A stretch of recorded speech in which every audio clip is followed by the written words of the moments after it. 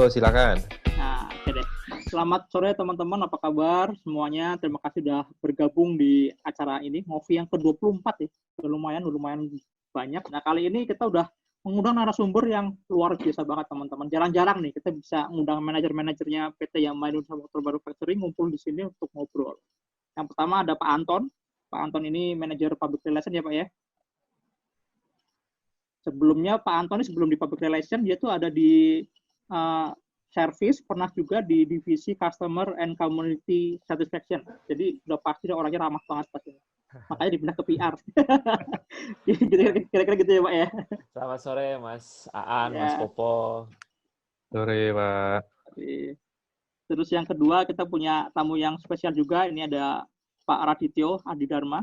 Dia di manajer brand ya sekarang. Sebelumnya dia ada di product plan. Jadi kalau misalnya teman-teman membayangkan serunya bikin motor kayak apa, ntar nanya ke Mas Radit sekalian aja boleh, ada orangnya di sini. Ya, selamat sore. Terima kasih atas undangannya Mas Popo, Mas Aan. Sore. Kita hari ini temanya adalah ngomongin, sebenarnya berangkat dari rasa penasaran sih. Jadi Yamaha itu kan belakangan gencar banget nih ngomongin generasi 125, generasi 125. Apaan sih sebenarnya gitu kan. Kita sengaja undang teman-teman dari Yamaha untuk sharing di sini, menceritakan lah sebenarnya apa sih dibalik kampanye generasi 125 itu.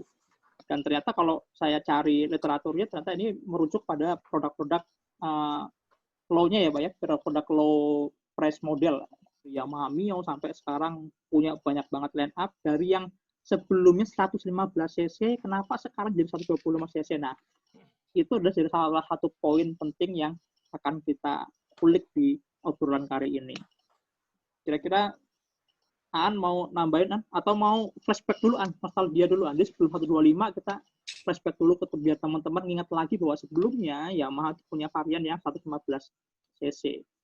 Ya, udah lama banget ya, sekitar 2003 atau 2004 gitu. Yamaha Indonesia pertama kali meluncurkan Yamaha Mio setelah sebelumnya ada Nuvo. Itu generasi pertama 2004 sampai 2008. Ya. Zaman dulu itu mesinnya sekitar 113 cc ya. Terus masih karburator, CVT tentu saja.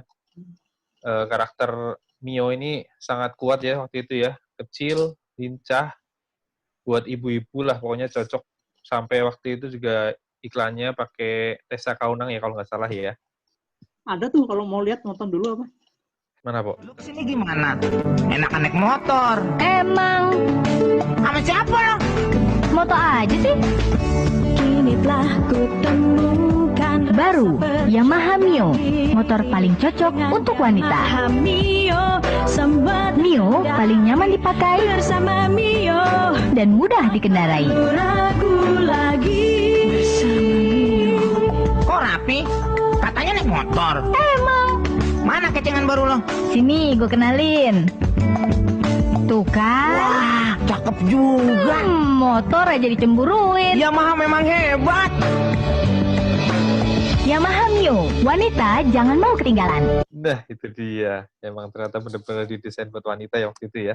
Ya, Mas Aan, thank you udah diputerin videonya. Itu mengembalikan memori masa lalu ya.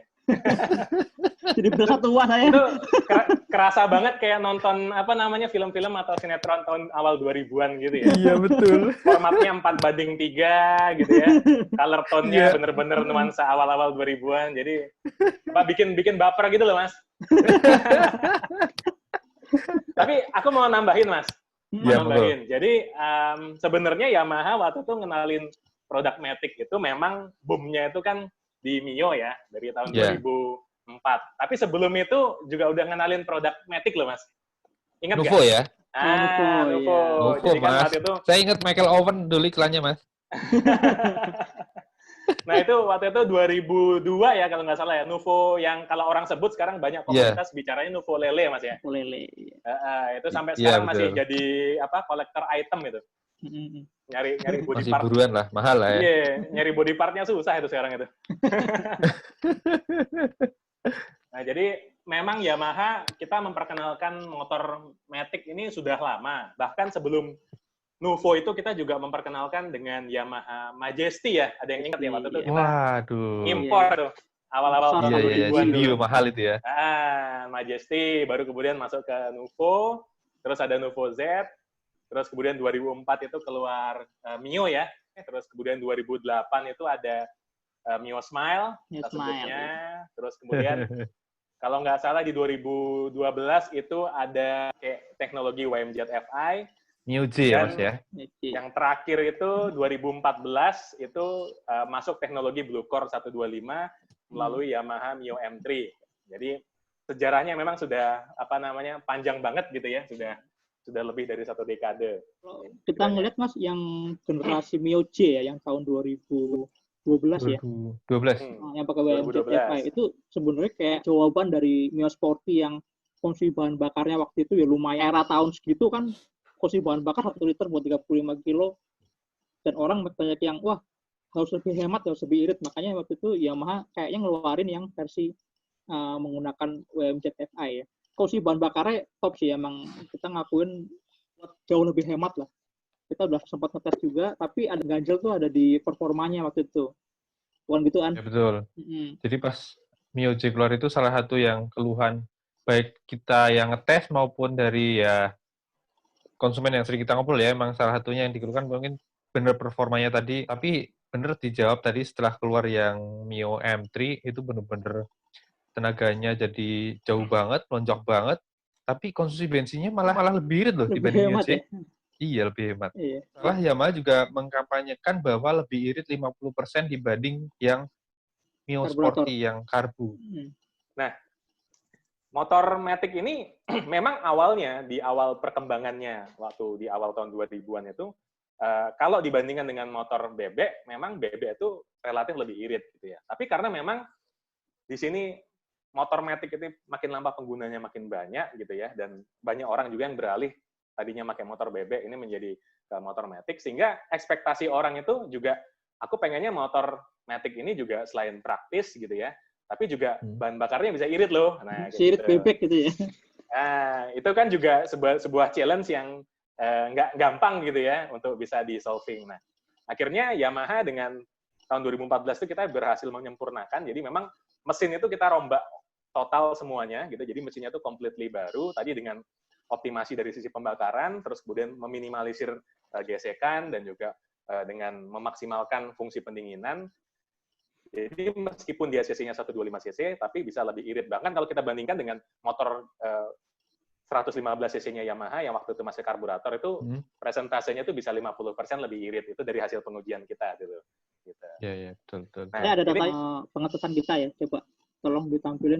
Ini kalau zaman masih Mio Sporty, konsumsi bensinnya sekitar 35,57 km per liter. Lalu waktu ya zaman Mio J naik jadi 41 km per liter, Mio M3 justru malah 46 km per liter. Padahal itu ya, kapasitas mesinnya lebih besar, powernya lebih besar, torsinya lebih besar, tapi konsumsi bahan bakarnya bisa jauh lebih hemat. Malah lebih irit. Kalau kita ngeliat data akselerasinya juga lebih cepat juga ketimbang yang sebelumnya. Kalau secara mesin, bener juga tadi ya Mas Radit ya, jadi orang mungkin ekspektasinya maunya kayak bebek, hematnya, performanya, tapi dengan kepraktisannya Matic gitu ya kira-kira ya. Iya, ya namanya inilah Mas, kita kan manusia Mas ya. Hakikat dasarnya manusia itu kan sebenarnya kan pengen yang terbaik. Dia pengen semuanya yang baik-baik gitu lah. Nah, makanya nanti ini ada hubungannya juga. Jadi dengan konsep kita sebutnya adalah generasi 125 menang banyak, Mas. Ya. Karena pada dasarnya tuh orang tuh pengen tuh menang banyak gitu loh, Mas. Kayak gitu ya. Jadi pengen dapat kualitas yang bagus, pengen dapat barang yang bagus ya, pengen dapat banyak fitur, fasilitas yang lengkap tapi dengan harga yang juga kompetitif gitu ya. Seperti itu. Nah, ini mungkin saya mau undang Mas Anton juga nih. Beliau sebagai senior yang juga melihat perubahan Yamaha dari masa ke masa ya. Ini saksi hidup nih Mas Anton nih. Karena dulu Mas Anton ini pernah di area juga, Mas. Jadi beliau pengalamannya juga banyak, sudut pandangnya luas nih Mas Anton ini. Mungkin kita bisa libatkan Mas Anton. Kesannya saya tua banget kayaknya. Ya mungkin tadi menambahkan sedikit yang Mas Radit sampaikan itu memang kalau lihat perkembangan atau sejarahnya, mungkin saya lebih fokus kepada perbedaan karburator dan injeksi gitu ya. Mulai 2007 kan kita udah mulai memperkenalkan teknologi injeksi di Fiction waktu itu. yang sebelumnya masih dominasinya adalah karburator. Nah, ternyata memang teknologi injeksi ini berkembangnya itu luar biasa, gitu ya. Mulai dari fiction, masuk ke eranya YMZ, ya, kemudian juga sampai Blue Core. Itu memang perkembangan teknologi terhadap injeksi itu berkembangnya cukup pesat, dan semua engineer Yamaha bekerja keras. Ya. Ditambah lagi dengan memang apa yang menjadi kebutuhan konsumen di sana. Gitu ya. Nah, kalau tadi Mas Radit sharing, ya misalkan dulu saya pernah punya pengalaman memang bahwa bicara kalau kembali lagi ya, konsumsi bahan bakar itu buat masyarakat Indonesia itu sensitif, gitu ya. Motor itu selalu diibaratkan, wah kalau nggak irit, nggak bagus, gitu. Bahkan di Jawa Barat, image bahwa motor itu, motor Yamaha khususnya ya, itu nggak bisa dipakai nanjak itu berkembangnya sangat luas, gitu ya. Bahkan tanpa dibuktikan pun orang beranggapan bahwa motornya Yamaha itu nggak kuat nanjak. Sehingga waktu itu memang kita ajak konsumennya, kita coba sama-sama. Mana sih yang dimaksud dengan nggak kuat nanjak, dan ternyata itu hanya sekedar image, gitu ya. Nah, tambah lagi masuk waktu itu karena cc-nya masih 113,5 ya, atau 115. Kemudian begitu naik dengan 125, nah ini yang memang tadi Mas Radit sudah jabarkan dengan luas tadi, bahwa apa yang menjadi kekhawatiran masyarakat itu dijawab oleh Yamaha. Ya, nggak ada yang nggak mungkin lah dengan teknologi, dengan apa yang jadi keinginan konsumen, jawabannya ada di mesin Blue Core. Kira-kira itu tambahannya, Mas. Tapi kalau boleh tahu ya, sebenarnya kalau di risetnya Yamaha sendiri, seberapa gede sih sebenarnya orang membutuhkan, aku mau mesin 125 cc. Jadi benar-benar merujuk ke angka 125 cc-nya, atau yang penting benefit-benefit dari menggunakan kapasitas mesin yang lebih besar tadi sih sebenarnya kalau di kacamata konsumen kira-kira. Ya, kalau kita ngelihat sih sebenarnya kan Yamaha pada dalam melakukan inovasi itu pasti berangkat dari apa yang diinginkan oleh konsumen. Ya, apa yang diinginkan oleh konsumen sekarang atau dipakai itu motornya untuk apa saja? Ya, buat mungkin bekerja, transportasi, ya, ada juga yang mungkin untuk hobi, ada juga yang mungkin untuk membawa barang, sekolah, atau mungkin pacaran, gitu ya. Dan intinya adalah mereka itu bisa terbantu dengan kendaraan yang dimiliki, ya. Tapi juga tetap ada keinginan untuk bagaimana motor yang saya pakai ini juga ekonomis, ya. Makanya Yamaha menjawab kebutuhan konsumen yang tadi itu, kebutuhan konsumen itu dengan menghadirkan motor yang cc-nya itu besar, karena secara logik orang selalu berpikir gitu ya, mungkin motor yang cc kecil itu irit gitu ya. Motor yang cc besar performance-nya bagus, tetapi konsumsi bahan bakarnya mungkin boros. Ya, nah Yamaha melihat kebutuhan-kebutuhan itu sehingga dikembangkanlah di tahun 2014 itu keluar motor dengan teknologi Blue Core dengan basic engine 125. Kenapa? Karena kita melihat bahwa engine 125 itu cukup mewakili kebutuhan konsumen yang tadi misalnya pemakaiannya dengan membawa beban, sering berboncengan, kemudian kontur atau demografi Indonesia itu yang tidak semuanya rata, ada yang menanjak dan sebagainya, sehingga kita mengeluarkan konsep mesin dengan teknologi Blue Core plus eco indikator. Nah, ini yang tadi belum mungkin kesinggung gitu ya. Karena boros itu mungkin sebagian besar orang hanya mengandalkan image gitu. Oh, image-nya boros gitu ya. Kedua adalah sebenarnya irit itu juga bisa dari bagaimana cara kita berkendara. Makanya dengan mesin Blue Core 125 gitu ya, kemudian juga ditambah dengan fungsi eco indikator, itu membantu konsumen itu juga bisa berkendara dengan ekonomis gitu ya. Jadi memang kombinasi antara cc 125 dengan teknologi Blue Core ini adalah yang paling tepat untuk menjawab kebutuhan konsumen yang tadi. Kira-kira begitu, Mas. Kita jadi banyak ngomongin konsumsi bahan bakar karena jujur Pak, kalau masalah performa mesin 125 Blue Core nggak udah nggak usah Nggak perlu ditanyain lagi dipertanyakan lah ya. Oke lah.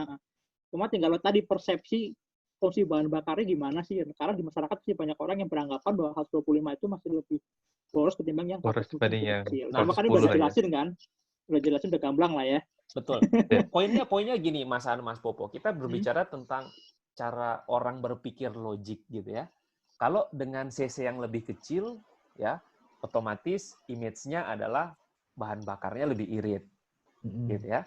Kalau CC-nya lebih besar, bahan bakarnya lebih boros. Tetapi itu tadi performanya pasti lebih baik. Nah, Yamaha itu bukan itu apa ya? Image atau paradigma lama. Gitu. Yamaha berhasil merubah image itu dengan teknologi. Jadi perpaduan antara performa dan juga konsumsi bahan bakar itu dijawab dengan teknologi Blue Core. Artinya apa? Motor itu performanya ada, ya ditambah lagi dengan irit bahan bakar. Itu jawabannya ada di Blue Core. Makanya tadi kalau Mas Aan membandingkan, ya walaupun dengan CC lebih besar, bahan bakarnya lebih irit justru, gitu ya. Nah ini yang harus dipahami oleh konsumen, bahwa bukan hal yang tidak mungkin. Tadi Mas Radit di awal udah sampaikan 3 poin besar teknologi Blue Core itu adalah 1, mengoptimalkan pembakaran, kemudian juga mengurangi gesekan dan memaksimalkan pendinginan gitu. Itu jawabannya. Sehingga apa? Motor Yamaha 125 dengan teknologi Blue Core itu sudah irit bahan bakar, tenaga yang dihasilkan pun performanya maksimal. Kira-kira itu Mas. Clear ya. Jadi penasaran yang pertama. Oke, gamblang lah, sudah gamblang. Nah, kedua Pak, sekarang kita tuh penasaran sama yang tadi, sama yang generasi 125 itu maksudnya apa sih sebenarnya? Kenapa kampanye dipilih itu? Iya Pak, terangin dong Pak. Kayak gimana sebenarnya, dan tadi apa menang banyaknya, apa aja menang banyaknya? Oh, siap. Oke, bismillah. Udah, jadi generasi 125 ini memang kita berangkat dari niat Yamaha ya, kami di Yamaha ini untuk meningkatkan awareness masyarakat terhadap CC sebuah sepeda motor. Mungkin banyak Mas, kalau melakukan survei Mas, yang teman-teman ini masih belum tahu, aku pakai motor ini, tapi CC-nya berapa ya pastinya. Gitu ya, harus ngebuka dompet dulu, ngelihat STNK, baru tahu CC-nya. Saya rasa kebanyakan teman-teman pasti belum tahu CC-nya, kecuali mereka yang hobi atau yang entusias atau yang memang anak motor gitu ya, itu pasti tahu gitu kan. Nah, jadi konsumen ini juga masih belum banyak yang tahu CC motornya berapa. Nah, kita pengen menginformasikan bahwa sebenarnya ketika kita hendak beli sebuah sepeda motor, itu selain faktor tadi desain, ya faktor masalah irit bahan bakarnya dan juga maintenance-nya, faktor tenaganya, ini juga ada faktor CC. Memang kesannya terlalu teknis ya. CC, apa sih CC itu gitu ya? Malu apa CC itu gitu ya? Nah, tapi memang CC ini adalah faktor yang jadi penentu performa sebuah sepeda motor dan juga dari sisi konsumsi bahan bakarnya gitu. Nah, dan kita ingin menginformasikan kepada masyarakat di Indonesia, pada teman-teman semua bahwa CC motor itu banyak variasinya gitu.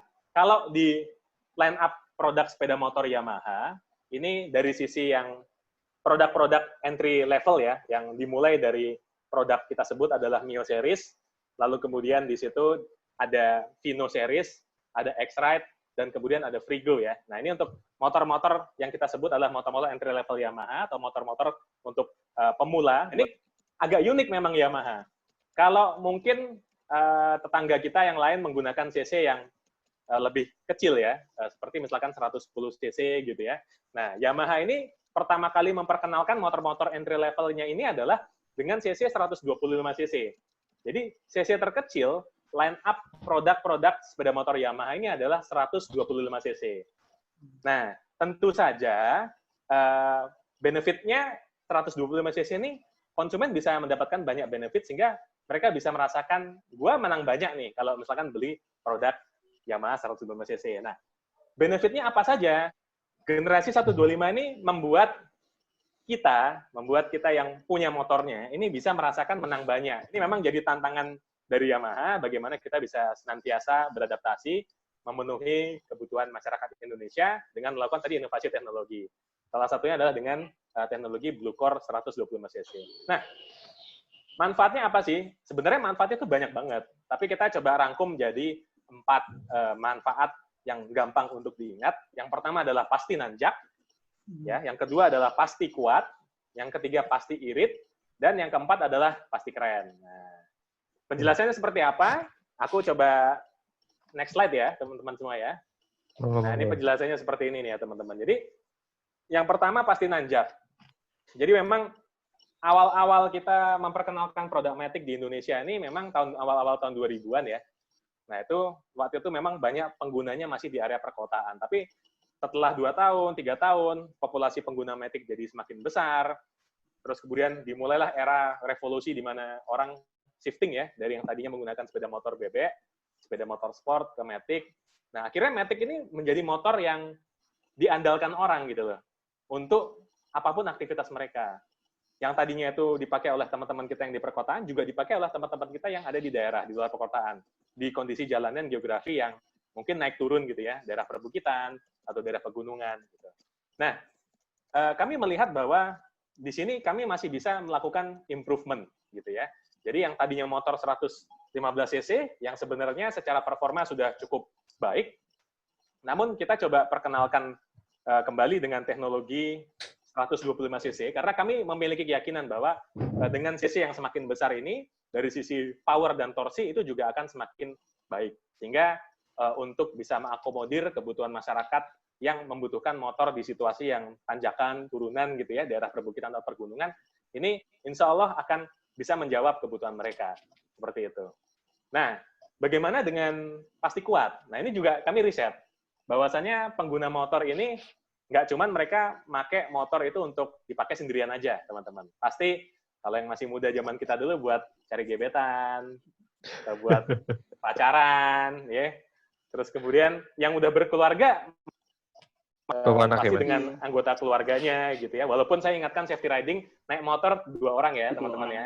Ingat 2 orang. Kalau enggak nanti bisa kena tilang. Bisa kena tilang. Nah, jadi kebutuhan untuk mengakomodir kebutuhan sehari-hari, untuk kita nganter istri, untuk kita nganter anak sekolah, terus kemudian kita juga pasti bapak-bapak rumah tangga gitu ya, ibu-ibu rumah tangga, kita belanja, kita bawa misalkan karung beras, kita bawa misalkan galon, bebannya tuh makin berat gitu loh. Beban dari sisi penumpang dan juga beban dari sisi load-nya, dari sisi barang yang kita bawa. Nah, maka itu pasti dibutuhkan motor yang mempunyai torsi yang besar. Nah, makanya kami mempunyai trust, kepercayaan, keyakinan bahwa dengan menggunakan CC 125 ini akan menghasilkan energi, torsi yang lebih besar, sehingga bisa membantu aktivitas masyarakat sehari-hari untuk bermobilitas ini menjadi lebih smooth, seperti itu. Nah, itu yang kita sebut dengan pasti kuat, gitu ya. Jadi pasti nanjak, pasti kuat, gitu. Nah, pasti irit. Buat angkut, ya, Mas. Buat angkut-angkut, gitu ya. Nah, yang ketiga ini pasti irit. Mas Aan sama Mas Popo. Ini pasti irit, kenapa? Tadi sudah kita jelaskan panjang lebar bahwa ya kita punya slogan semakin di depan, ya berarti kita nggak boleh stuck pada suatu posisi, kita harus selalu berpikir ke depan, kita harus selalu mendengar masukan dan dari konsumen ya, dari masyarakat Indonesia, dan ternyata karakter masyarakat Indonesia ini memang inginnya menang banyak gitu ya. Jadi untuk kita bisa mengakomodir power yang besar ini tadi, dengan CC 125 cc menghasilkan power dan torsi yang besar, namun juga dari sisi konsumsi bahan bakar, kita nggak mau lebih boros ya, kita pengen at least sama dengan CC yang 110 cc. Nah, makanya kita kembangkan teknologi yang disebut dengan Blue Core Technology. Tadi sudah sempat disinggung Mas Anton juga, dengan optimasi di ruang pembakaran, jadi pembakarannya bisa lebih optimal lagi, kemudian gesekan-gesekan yang ada di dalam mesin itu ya, itu bisa lebih diminimalkan sehingga energi yang terbuang semakin sedikit. Lalu kemudian kalor atau panasnya itu kita maksimalkan dengan sistem pendinginan yang lebih baik, sehingga mesin itu bisa bekerja lebih optimal, sehingga menghasilkan tenaga, porsi yang besar, namun juga konsumsi bahan bakar yang irit, yang tadi sudah dibuktikan juga dengan data otomotif, bahkan iritnya lebih irit dibandingkan dengan generasi mesin Yamaha sebelumnya yang 115 cc menggunakan WMZ FI. Ya, jadi dengan Blue Core 125 ini pasti iritnya, kurang lebih seperti itu. Nah, yang terakhir ini adalah namanya kita beli motor. Nah, sesuai dengan survei ya, pasti banyak orang yang pengen tampil keren sama motornya. Motor ini kalau di Indonesia agak unik, jadi beda dengan di luar negeri. Kalau di luar negeri orang mungkin pakai motor cc kecil, itu adalah untuk berpindah dari satu titik ke titik yang lainnya. Tapi kalau di Indonesia ini motornya adalah menunjukkan siapa kita, gitu loh. Nah, jadi di sini kami menyediakan banyak sekali pilihan motor-motor 125 cc ya, Yamaha. Itu mulai dari Mio, ya, terus kemudian Frigo, X-Ride, dan Vino. Di mana masing-masing ini nanti bisa disesuaikan dengan kebutuhan masyarakat Indonesia, karena kita tahu manusia itu unik, manusia itu selalu ingin berbeda dari yang lainnya, mereka punya ego, punya karakter, punya kepribadian. Nah, ini kita pilihkan, di sini ada beberapa pilihan sepeda motor yang bisa disesuaikan dengan karakter pengendaranya. Jadi kalau buat teman-teman yang menginginkan motor yang tampilnya sporty tapi ramping, ringan, mudah untuk selap-selip, nah di sini ada pilihannya yang di sebelah kiri ini adalah Mio series ya, ada Mio M3 atau Mio Z. Lalu kemudian kalau pengen desain yang tetap ramping, tapi aku pengen yang simple gitu, nggak pengen terlalu banyak sudutnya gitu ya, biar kelihatannya tuh kalem, sederhana, humble gitu ya. Nah ini kita punya varian namanya Mio S. Gitu. Lalu kemudian juga ada masyarakat, teman-teman juga yang membutuhkan sepeda motor yang fitur atau fungsinya itu banyak gitu ya. Nah ini yang paling rajanya praktis dan multifungsi di sini adalah kita punya motor Frigo. Jadi bagasinya tuh luas banget, bisa muat helm full face ukuran besar, dan juga untuk pengisian bensinnya tuh nggak usah harus buka jok ya. Jadi bisa ngisi Simple bensin ya, di depan, lebih simpel gitu loh, lebih simpel, nggak usah turun jok seperti itu. Ada teman-teman yang mungkin jiwanya adalah jiwa-jiwa petualang gitu ya, jiwa-jiwa outdoor, jiwa-jiwa yang lebih pengen lifestyle yang aktif gitu ya. Nah di sini kita siapkan adalah Yamaha X-Ride 125. Dan juga buat teman-teman yang menginginkan motor yang kelihatan lebih classy, lebih kelihatan berkelas, lebih kelihatan lifestyle, fashionable gitu ya. Nah ini kita punya di sini adalah Vino ya, Vino series ya, ada Vino Sporty, ada Vino Premium, dan ada Vino Grande. Kurang lebih itu penjelasannya dari kita teman-teman untuk generasi 125. Gamblang banget, Mas. Dari yang nggak ngerti jadi sangat paham. Kalau menurut saya sih udah gamblang banget ya. Jadi pertanyaan-pertanyaan kita tadi, keraguan tentang konsumsi bahan bakar, dijelasin, terus performa jelasin, sampai campaign generasi 125 juga detail banget. Motor-motornya apa aja. Kalau menurut saya sih ini jadi kita menambah wawasan kita lah, sama-sama tahu kira-kira Yamaha emang lagi fokus banget sama produk-produk 125-nya. Mas Anton mau tambahkan? Ya, sedikit dari saya. Sekarang sudah waktunya kita untuk tidak lagi berpikir ngirit. Gitu ya. Ngirit. Jadi tidak lagi berpikir ngirit itu mungkin udah ketinggalan. Gitu. Sekarang waktunya kita berpikir bagaimana kita bisa menang banyak. Gitu. Jadi dengan generasi 125, dengan motor 125 yang ditawarkan oleh Yamaha, kita tuh udah menang banyak. Karena motornya udah pasti irit, pasti kuat, pasti nanjak, dan yang terakhir pasti keren. Thank you. Nah, mantap. Keren. Kira-kira itu ya. Kira-kira itu, terima kasih buat teman-teman semua yang udah gabung di sini, buat narasumber nih, 2 narasumber top kita. Thank you. Kita udah sampai di penghujung acara. Terima kasih atas perhatiannya. Terima kasih. Ya, Terima kasih semuanya. Pak Anton, Mas Radi. Thank you. Makasih banyak ya. Ketemu di lain kesempatan.